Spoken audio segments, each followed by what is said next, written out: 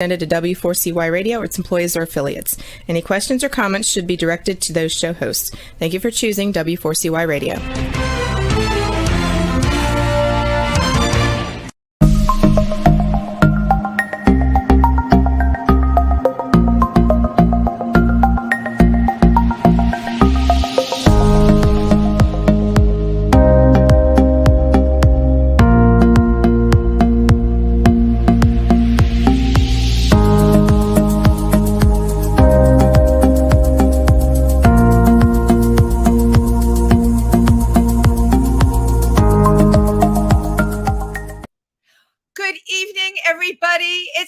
It's Wednesday, and you're with Wendy live on Triversity Talk. I hope everybody is having a fabulous Wednesday.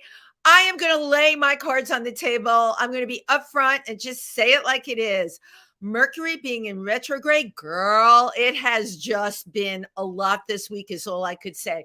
And then, of course, the piece de resistance that happens. And you know I'm a girl that will make lemonade out of lemons. The piece de resistance is my original guest for tonight, canceled at the last minute. This sometimes happens. What's a girl to do? Well, I was very fortunate last night that I was performing in an amazing show at Pangea on the Lower East Side in New York City. They feature such incredible performers there. And a dear friend of mine, Kobe Cole, does a show the last Tuesday of the month, and it's called Nouveau Riche. I do love the name of it, and as opposed to Nouveau Poor, right? So I go to the show and I'm like, oh my God, I can't believe this happened. This is such a dilemma. I have to find a guest. And, you know, it's everything that goes into putting in this show. I do my homework on the guest and I put a lot of effort into it. I'm a hardworking girl, everybody. And sitting at the bar is this incredible looking man.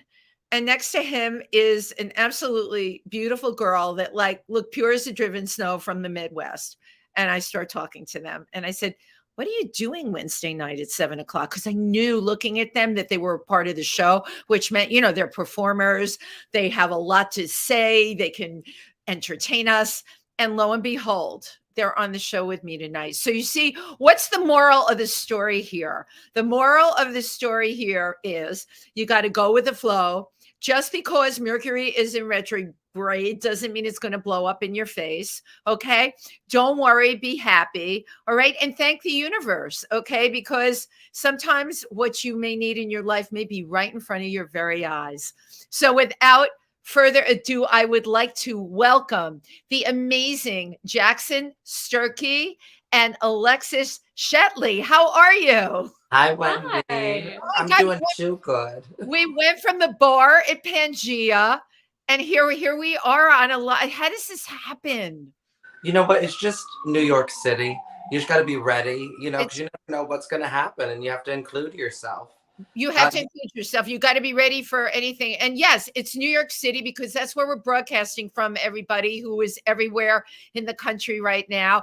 I have to tell you all, I really love your background. It says gay old time. We were worried it was going to be backwards in the camera.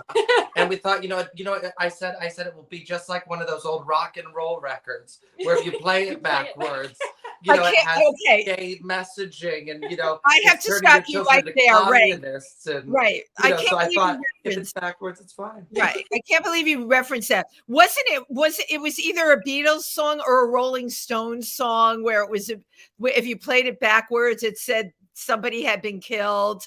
Yes. I am the Eggman. I am the Eggman. I am the Walrus. That's the one. Yes. Mm-hmm. And it's so funny to go on a YouTube deep dive of different songs or different things that people will be like, oh, it's evil. And it's you know what? We are. We are, Blanche. We are evil. Alexis, I know that you were an embryo, maybe not even in the world when we were talking about I Am the Walrus, but hopefully your parents raised you right and you were exposed to I know what it is. Yeah. Good. I know what we're talking about. Score one for you. So last night was I have to share this with our audience. Last night at the show besides having these incredible performers, Kobe Cole puts this show together called Nouveau Riche, and it really is, he throws spaghetti against the wall, all different kinds of performers, all different ages, diversity, you name it, he does it. And then there's always a special person that sachets in the door, and this happens each and every time. Well, last night it was Jolie Fisher, and she is the daughter of I keep wanting to say Debbie Reynolds, but not Connie. No, Connie Stevens. Connie Stevens was her mom, and Eddie Fisher was the dad, and of course Carrie Fisher was her half sister. Would have been her.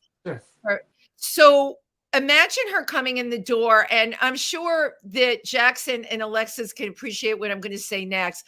Of course, she's sitting in the back, and I didn't even know she was there until Kobe started talking about her, and he said a few things about her, and then she continued to sit there, and he was going to announce the next performer, and all of us were like, wait a minute, she's not going to right and perform? You're going to taunt us this way? So this is a lesson to be learned. She had no music with her, no track, nothing.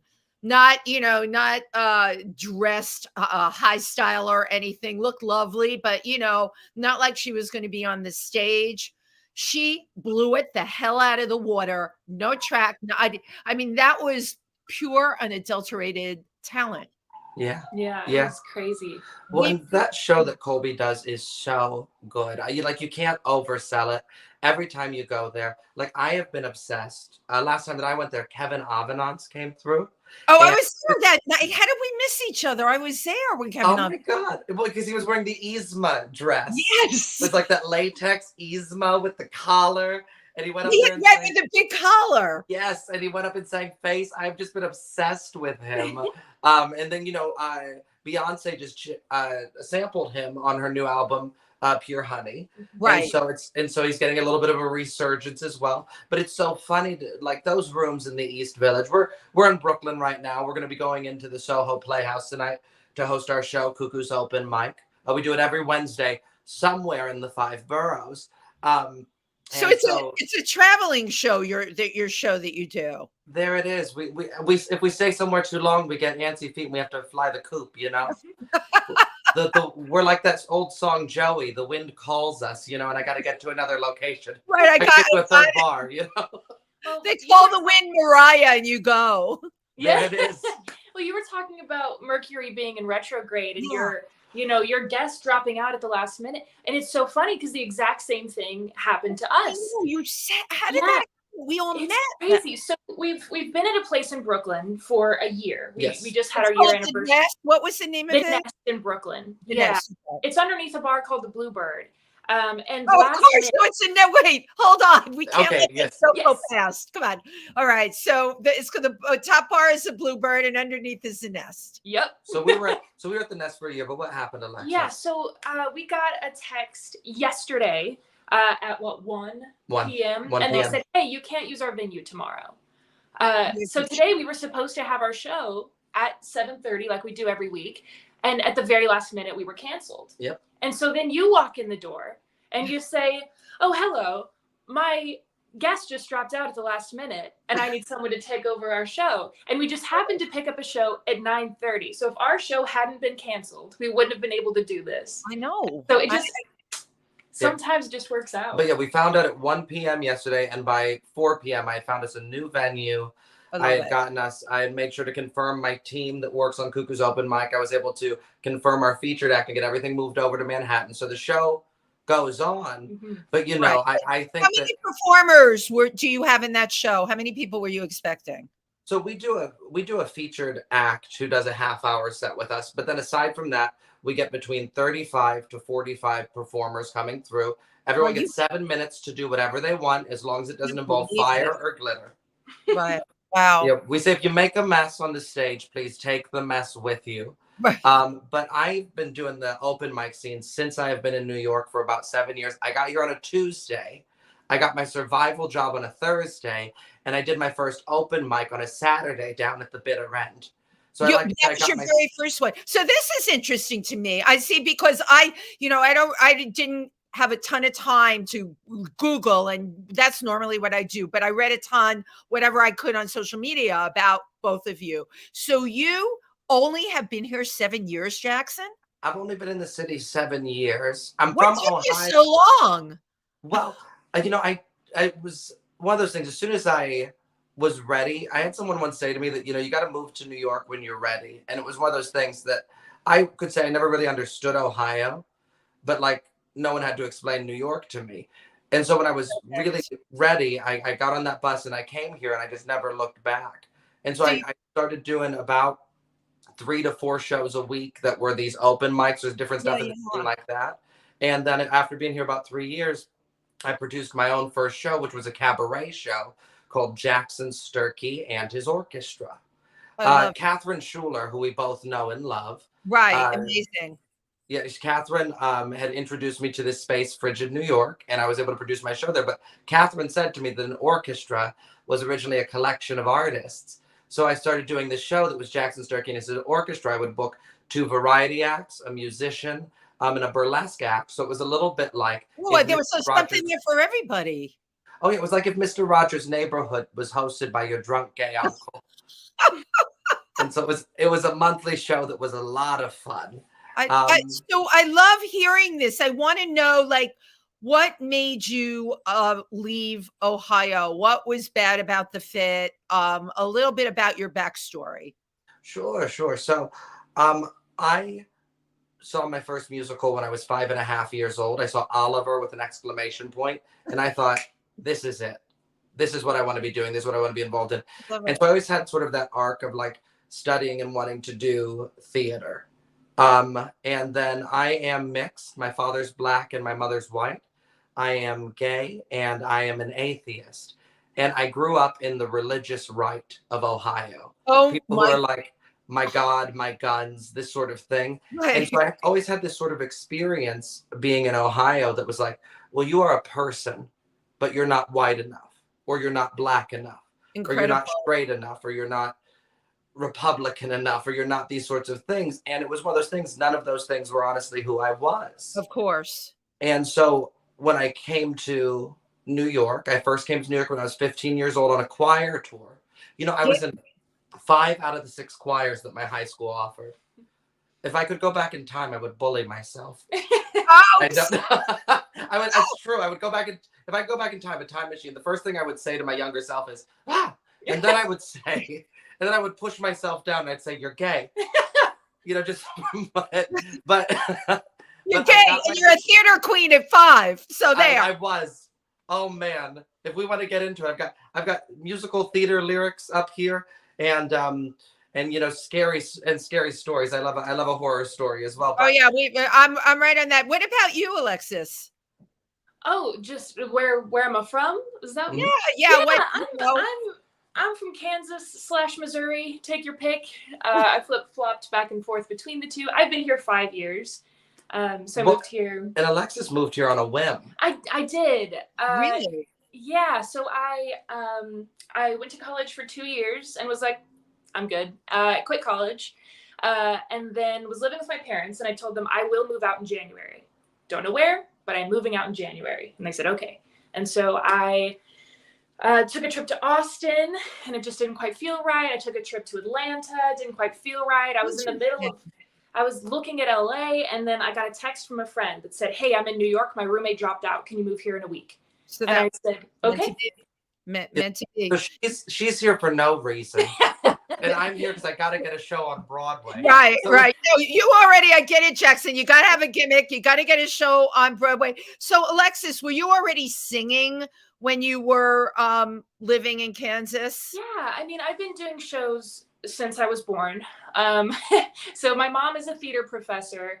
Okay.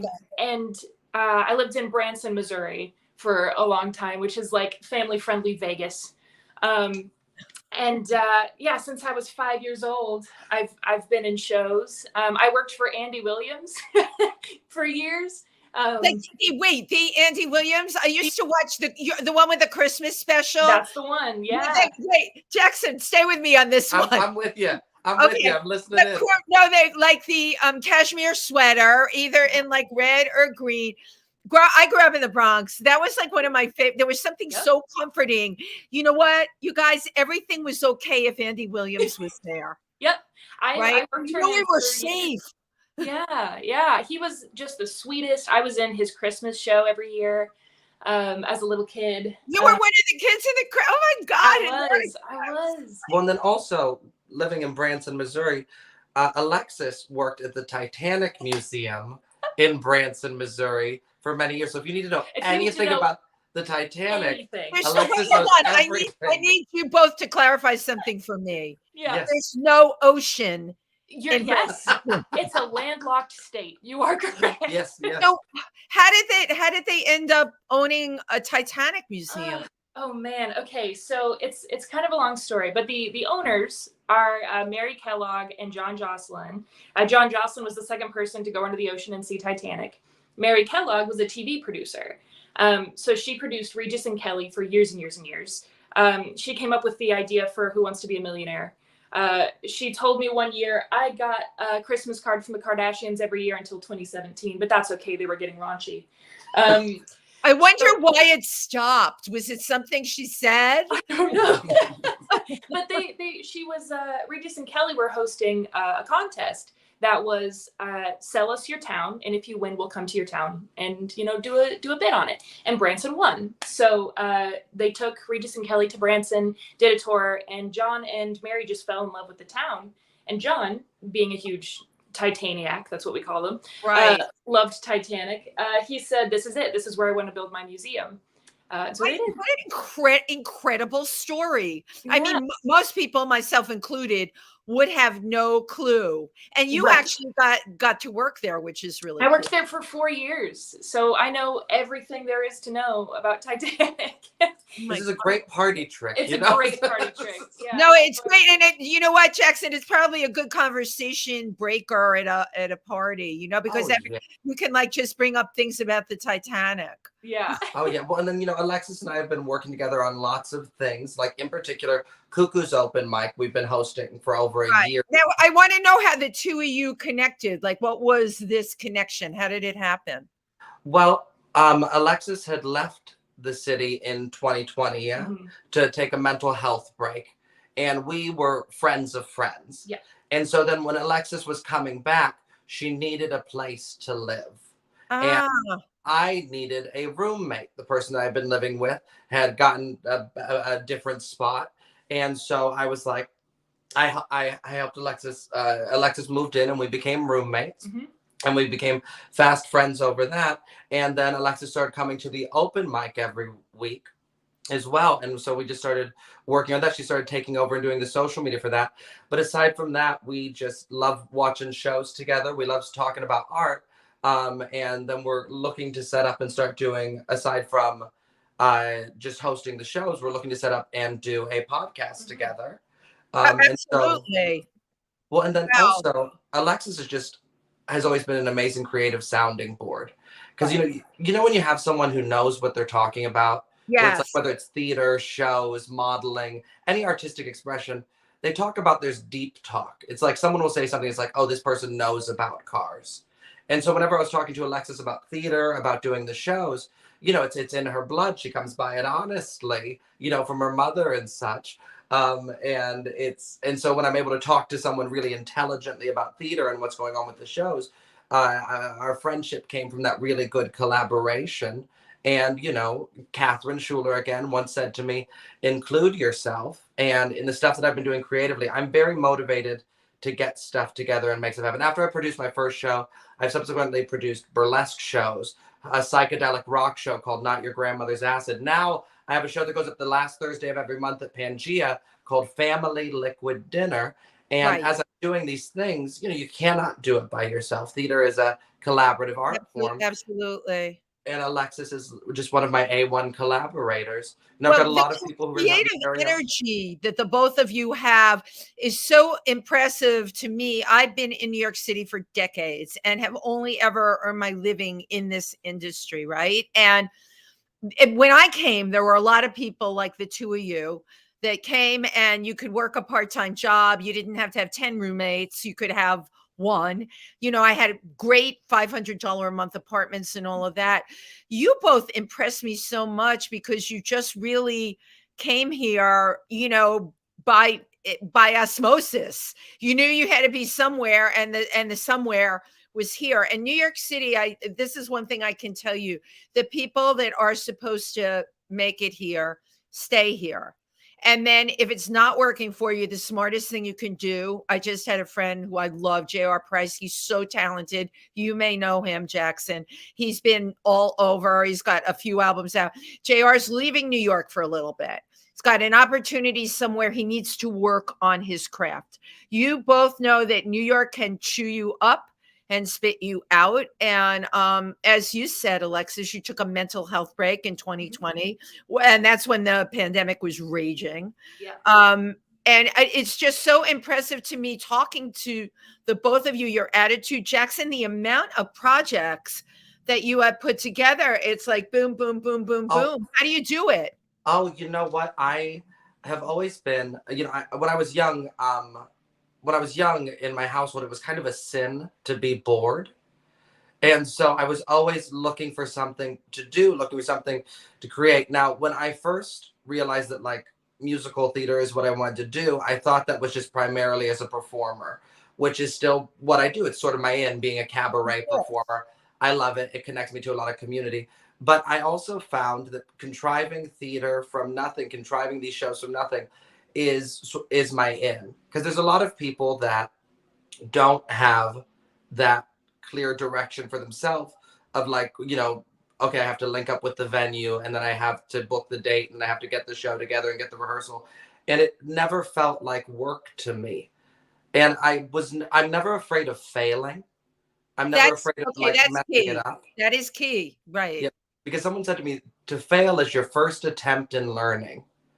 And so I liked that a lot. And that was something that really guided me. And then I've got even more stuff going on. I'm working on adapting a book called Girl Shock by Maria Connor into a musical. Because that's what I'd like to do. I'd like to be writing musicals. That's my thing. But Maria Connor always will say all this stuff to me. But something she said to me recently that clarified it for me is she said, keep the fire, but change the form. And it's one of those things, I've always had that fire. Again, from the time I was 5.5 years old, I knew that I wanted to get a show on Broadway. And then it's been a process of figuring out, okay, what is the form of that? And, you know, I initially I thought it was, you know, being a performer. But what I've come to realize is the thing that I do best is I write songs. I know that career success for me would be if I have written a show for Broadway, written the songs for a show for Broadway that runs 5 years. If I get to write the songs for a Disney movie, and if I get to write a James Bond theme song, I know that's what career success would look like for me. But it took me until now in my early 30s to be able to know that. And so it was a process of trying everything I possibly could and connecting with people. Because two things we already know, you know, as we looked through our Facebook friends list last night and saw everyone that we both know, it's island living. Being here in New York City is island. Everybody knows everybody. We're living on an island. That is true. Right, which makes it a great place to collaborate with other creative people. I constantly think, I'd like to go elsewhere, especially in the winter months. And I'm bound in New York because, you know what, the pandemic, when everything came to a crashing halt, I was completely able to reinvent everything I did, connect with all the people I know now, which were the people we were with last night and a whole other group. I didn't know any of them before. All right. I gave a huge party January 24th of 2019. Okay. We didn't even know about this virus. It was over there. 300 people came to my party. It was at Bedlam. All right. Including Tim Moss, my co-host on my Wednesday show. I knew none of them. They all came to the party. And I remember standing on the stage January 24th and thanking everybody, and a wave. And I tell you this story because I know you can connect to this. A wave came over me that something huge was going to happen. So, you know, being a self-absorbed performer, I'm like, oh, you're finally going to get a sitcom. You've been auditioning long enough. It's going to happen. The wave was not that. The wave was actually the pandemic. And in that wave were all those people. I have worked all the shows I do, everything. Or I just shot something the other night. It's this group of like 50 to 100 people that I keep connecting with. And this all came about because I was able to take a risk.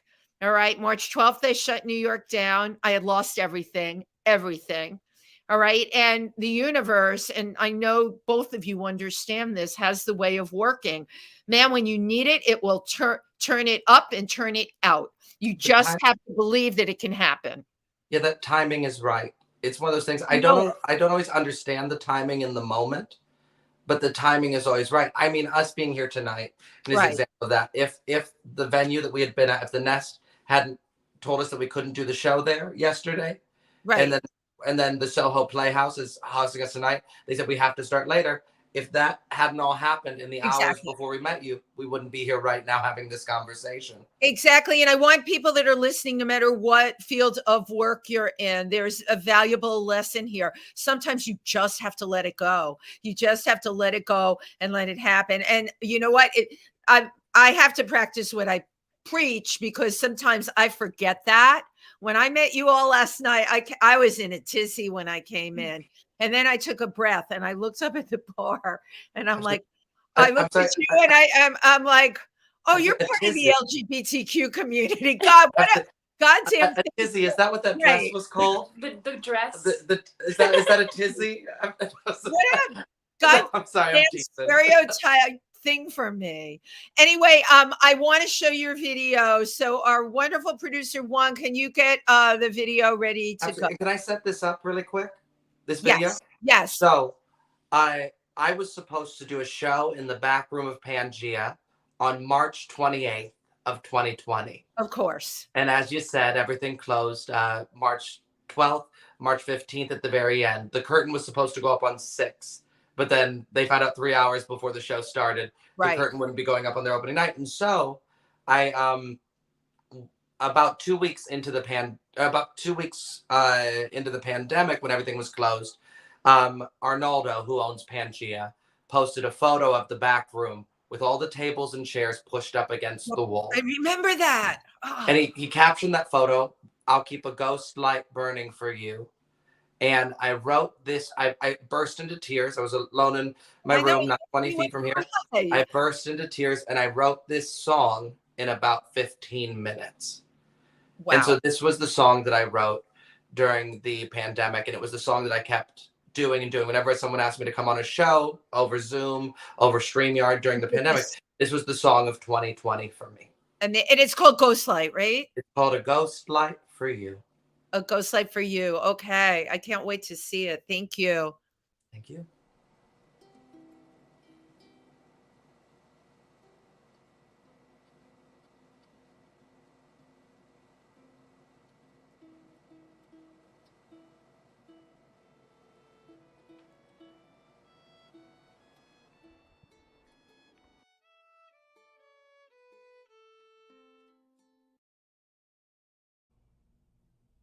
It's not the same without the lights,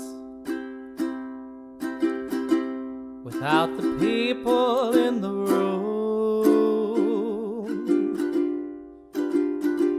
Please wait 5 minutes longer. The house will open soon.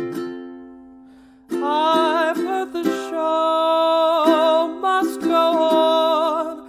Gee, I hope that is true. I'll be waiting in the wings. I'll keep a ghost light burning for you. It's not the same without the stars. Lighten up the room. If I wait just a little longer, the house will open soon. I've heard the show must go on. Gee, I hope that is true. waiting in the wings. I'll keep a ghost light burning for you.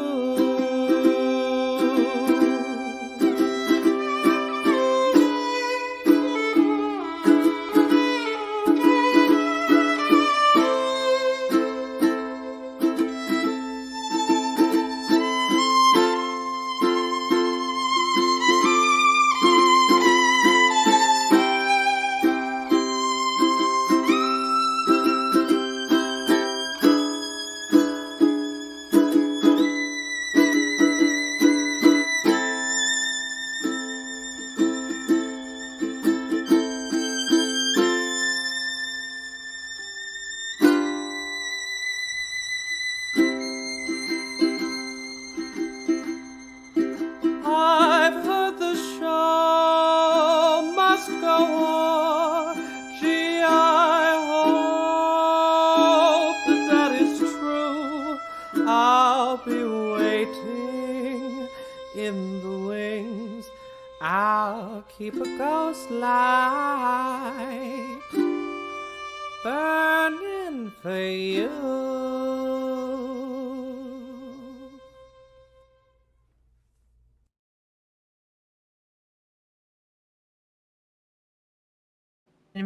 I'm just completely blown away. That was absolute. And it makes me want to cry. The emptiness of the room, the words. And you wrote that in 15 minutes. I wrote it in 15 minutes. It's I've been doing about 4 shows a week before everything closed down. I would be going around wherever people would book me, wherever people would have me. If I saw they were doing an open mic and stuff, I would go and check out new venues. And I was really, just living that life. I was working at a nightclub, which is gone now. And I was going around just doing shows and doing shows and doing shows. And, I had that feeling of like really being on my path. Right. And when everything and getting to do the show at the back room at Pangea, someone said to me once that Pangea is the downtown Sardi's.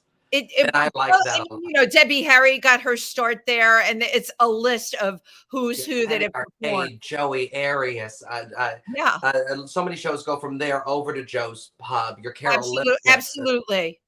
It was getting to be in that room was just like such a big thing. And then suddenly there was this feeling of it was like, it was gone. I lost it. But coming back after everything, right, I was able to, I was given the opportunity with Tweed Theater Works to go back to Pangea and do a show there. And over 2020, 2021, all I was doing was sitting in my room and working on writing songs. And so if I had done it before, the show would have looked a lot like Jackson Sturkey and his orchestra, where I would have booked some burlesquers that I know and love. I would have booked some variety acts. I would have probably booked a sword swallower. I know someone who dresses up as Jen Minsky. She dresses up as an ice cream cone and tap dances with her legs out. Okay, I completely love that. I have not seen this person. I totally love that. But so with coming back then, I had this little thought. I was like, oh, maybe instead I should just do an hour of my original music. And so when I came back, this was in March of earlier this year now. I had the opportunity to go back with Tweed Theater Works on a Sunday evening and do an hour at the back room of Pangea. And so I did an hour of my original music there in the back room. I've done it 3 times there with Pangea. It was Jackson Sturkey and the Big Turn On. And now we have updated that show a little bit, and I'm going to be going back November 18th. Right, which I have, oh my God, and my calendar's over there. I have to write this down, and you're going to send me a text. I'll send you all the details. Yeah, because I really would love to see that. How did this whole thing with ukuleles, right? Yes. It seems to be a big thing. A lot of people play them. Yeah, tell me the ukulele thing. Well, I always say to people that I'm like a dapper Tiny Tim. So I'm like Tiny Tim, but without the sex appeal, But for me, I had someone who I had a very big crush on, and I was not good at just saying that, out loud. And so I had been singing my whole life. And I had a cousin of mine had like left their ukulele in the closet and was never using it. And I picked it up and I got it tuned up. And I first learned Creep by Radiohead on the ukulele. That's a great song to do on a ukulele. Well, and it's an interesting thing about doing songs on a ukulele is it makes people listen to the words in a different way. It makes people listen, because I was covering a lot of pop songs that people knew, but they wouldn't know they knew them until I got to the hook. Because it's almost like they hadn't heard those words before or plugged in. They were just sort of experiencing the music and the vibes. And so when they heard those words, but I would, every time I had something that I wanted to say to this guy, but I couldn't say it, I guess I would song it to him instead. I would learn a different song on ukulele and play it. I was really inspired there were 4 people who were ukulele fanatics like myself who really inspired me, who were, of course, Tiny Tim. Nellie Mackay does some wonderful work on the ukulele. Okay. Amanda Palmer. And then lastly, Penn Jillette of Penn and Teller. And get out! Penn Jillette of Penn and Teller plays ukulele. Well, he is also obsessed with Tiny Tim. I think he owns something like 4 of Tiny Tim's ukuleles. And so and so Penn Jillette is, one of my showbiz heroes, like Penn Jillette, Stephen Fry, Angela Lansbury. Yeah. I once had a comedian say to me after a show, they said to me that my grandmother energy is strong. Jackson, I have to tell you, you have, I'm going to tell you a bunch of things about you. You may or not already know, but you are an extremely old soul. Thank you. Very, very. And I know I'm not the first person to tell you that. And a lot of this stuff that's coming out of you that you can do is only because it was there before. Okay. You came into this world when they were giving out souls and you came into that world, they handed you the one with all the stuff you had before. Boy, you were around for hundreds of years prior to, and a lot of the things that you can do really actually come from that. And I tell you this with most sincerity, and it's actually refreshing. I know your actual age, and I can't even fathom it because of who you are and what I see on stage. You in that video that we played tonight, that room is very special to me. It's extremely haunted, which anyone will tell you. And one of the souls, of course, that haunts that room was my best friend, Sweetie, who was a very well-known drag performer, infamous. And some of Sweetie's last shows were doing, I went to the last drag bingo there, was on a Sunday, and Sweetie passed on a Tuesday. And it was right in your video. You showed that corner table with the ghost light on it, in the corner, the back of the corner. That was extremely telling that was in your video. There's just so much there with you. You need to go see someone that's going to give you, I'm not like 100% fabulous at this, only a little bit, but I'm dying to know what your past life regressions. Yeah, because I do think with the musical going forward, this is all going to really start to come to fruition. Well, and it's been interesting just talking about my past and, the environment that I came from, and the way that I like to create is I was never really worried about getting a seat at the table. The thing that I was always concerned about was figuring out who was supposed to be sitting at my table? Who am I supposed to be collaborating with? And it's like, working with looking at it. Wow. Well, and then, working with Alexis Shetley, working with Will Studebaker, working with Dan Ricker, Mike Malazzo, Adam Barth, Ariel Deli, Catherine Schuler, and on and on and on. Something that I've always found is I am not worried about breaking into the previously existing systems that have historically withheld people of color. It's got nothing to do that system. Good. I'm so glad you know it, because there's probably 10 other people that are trying to get in. I'm glad you know that. Yeah, you don't need to go that way. Well, and like us doing Cuckoo's Open Mic, we have been able to platform so many incredible artists. Sister Punk, Evie Echoes. Evie Echoes is a trans punk rocker, and she got a band together for her show, and now is for our show, and now has been touring all summer with her band. Evie echoes the locations. Yeah, we were her first show. We were her first show, and to be able to give a space to someone, to a trans punk rocker of color who is awesome, whose music is so good. We just loved her. She came through one of those Wednesday nights, and she was the first person who came to the mic. And we were like, we like what you're doing so much, let us book you, rather than being someone that we were booking from outside talent. Right. And to be able to create a space that is allowing opportunities like that, Curl, Mo Singleton, and the list just goes on and on. Link up with us on Instagram at cuckoos_open mic, or link up with me directly on Instagram at Out Late Night. I post Old Hollywood. I post about the shows we're doing. If you scroll back through, you'll see all of the artists that we have platformed. Tonight we have Alex Julia, one of our favorites. Hurricane Holly comes through. I love that Hurricane. Tell me what Hurricane Holly does. Holly, I love her. She is a singer-songwriter. So talented. She is a pirate. Yes. She is a pirate also. She goes to mermaid parties all the time. She has like rainbow tinsel tied into her hair at all times. Like she's at all times. I adore her. She has a voice like, you know, Alphaba on Broadway. Like she can sing. She can sing like nobody's business, you know, from here to Tuesday. But then she also is a songwriter like Bob Dylan. And so it's like she has these interesting, fascinating lyrics, and then she's able to just sing so beautifully. If you want to check out, she just got a few EPs that just came out as well. I think she just released a music video. Yeah. But yeah, I think she is our most featured act. We've had her a few times. We just love her so much. We just want her in our space. I love, you know what, the fact that you're creating like a platform that's very much your own thing, and you both continue to work on your own things, is you are so far out of the box. That's how you're going to win. That's how you're going to get your musical written, produced. And I really do believe that's how you are going to get to Broadway. I mean, think of the show that took the Tony this year. Can you, by Michael Jackson, what's the name of it? Oh, so there was the MJ musical, but no, the one that took the Tony for Best Musical was A Strange Loop. Right. I was going to say The Loop, A Strange Loop.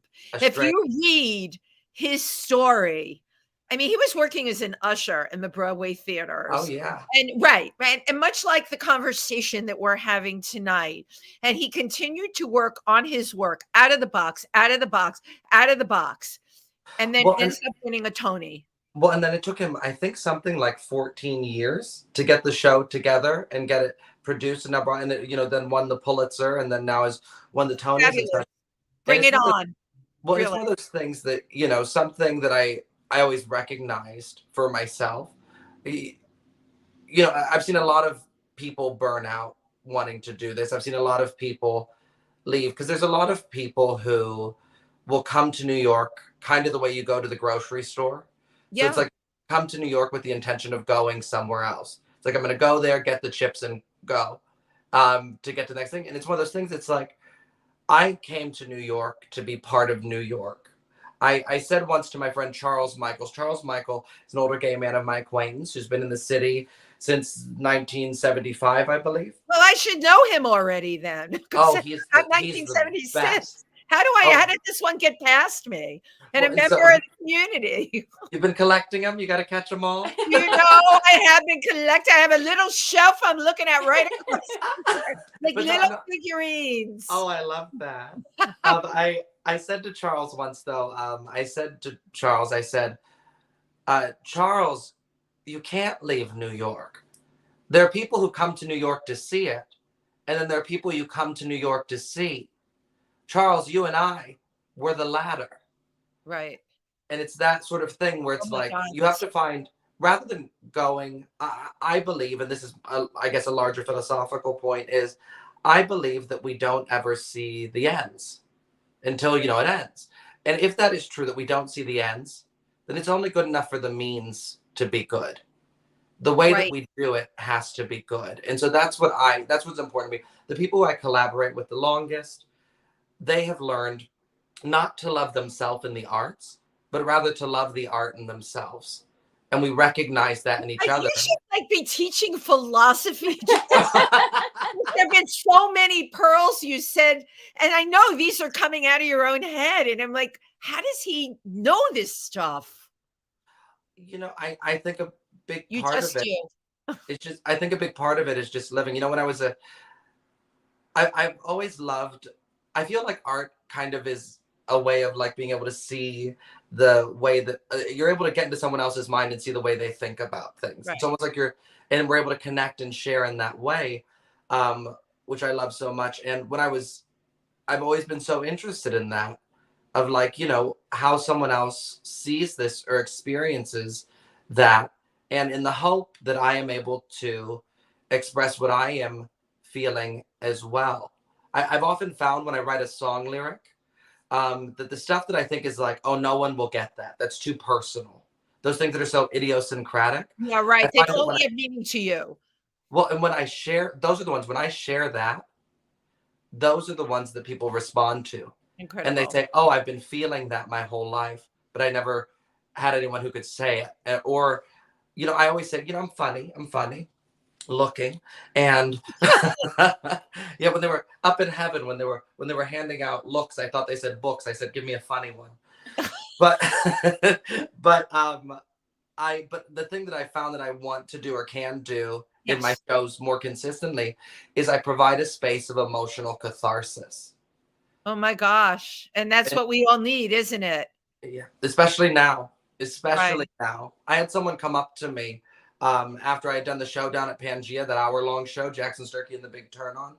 And they came up to me and they said, Jackson, thank you. That's the first time I laughed since my mother died. That's amazing, right? That's amazing. And it's that gratification and feedback that we need to keep going, and it's worth everything. And when you shut down a performer, when you tell them they can't perform, when you shut the city down and you tell them that's it, it's not going to fly. There were a whole bunch of us out there doing whatever we could do in the streets while they had it shut down, because you know what? To perform is to live. To get the feedback is to live. To change someone's life, because as a performer, you're an essential worker, is to live. Well, and it's, as I said earlier, we got to keep that fire and just change the form. Jackson, we got 2 minutes left. Jackson and Alexa, I could talk to the two of you for hours. If you were going to give advice to performers, if you were going to give advice to people that are performers in the LGBTQ plus community, what would that advice be? Include yourself. Include yourself. I think that there are so many opportunities and so many spaces and so many tables that want you. And there are places, and if you ever find yourself in a place where you are not celebrated, where you are not understood, get out of that space, find another space, keep that fire, just change that form, find other places, because there is a table like mine where we are waiting for you. We are so excited for you to be here. We are so excited for you to share what you have. We want to hear what you say, and we'll give you 7 minutes any Wednesday here in New York City at Cuckoo's Open Mic. Because I am going to check out Cuckoo's Open Mic as well. So you'll send me the information. I would totally come by. All right. And right before we go, this is my little idiosyncratic thing. I like to take a picture. Okay. So look at me, say cheese. Cheese. One more. Great. Thank you. Thank you both so much. I know we are going to connect again. And it was just meant to be. What can I say? Thank you to everyone who tuned in tonight. Remember, keep paying it forward, and there will always be a seat for you at the table if it's the right table. Good night, everybody.